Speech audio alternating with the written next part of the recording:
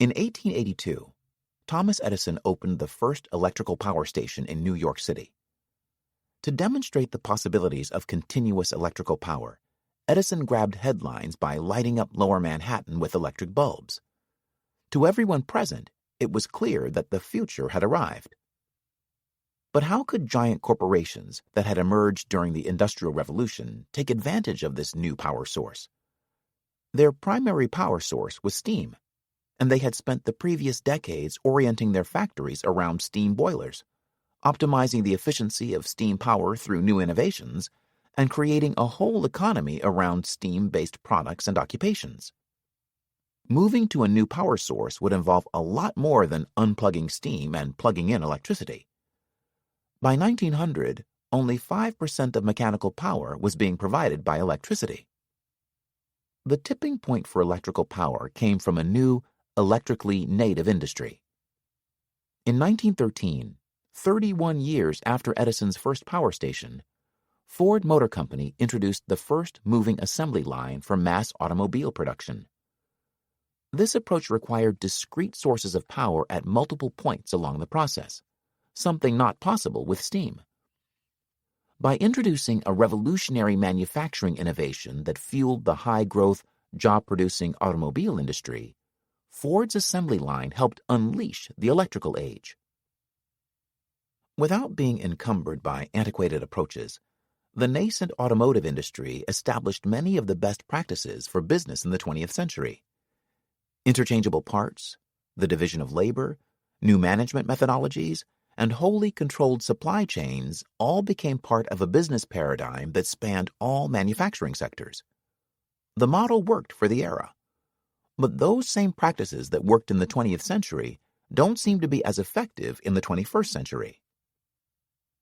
Today's period of digital transformation mirrors the shift from the steam age to the electrical age. It has been just over 30 years since the World Wide Web went online, the same amount of time it took for industry to transition from steam to electrical power. Companies formed within the last 30 years, Google, Amazon, Facebook, have grown to become some of the biggest in the world. These digital pirates have created new strategies and practices that fit the new age of business. At the same time, many pre-web companies have struggled to optimize for digital business.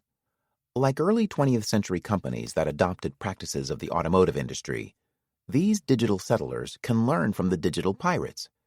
In this chapter, we will examine some of the common tools and practices digital pirates have used to thrive in the digital age. APIs are a factor, but it is how these companies use APIs that have led them to treasure. We will start with a source as surprising as a rolled-up piece of paper hidden in a pirate's boot. The Yegi Platform Rant. One of the most detailed accounts of the digital pirates' inner workings was never intended to go public. In late 2011, Facebook was experiencing a meteoric rise and stood as the biggest threat to Google's dominance in web advertising revenue. Google's response was to launch the Google+ social network.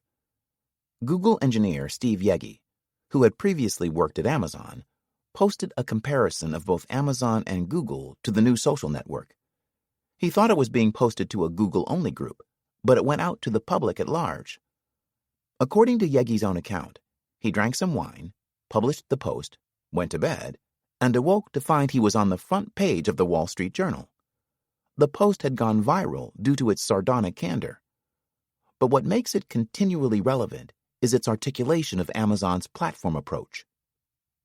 Yegi, whose background included a great deal of work-building tools for developers, dedicates much of his rant to the distinction between the platform approach he experienced when working at Amazon and the non-platform approach he was experiencing at Google.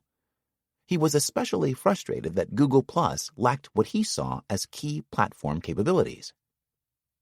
In Yegi's view, a platform is a software-based system whose functionality is broken into discrete capabilities that are made accessible to developers through APIs.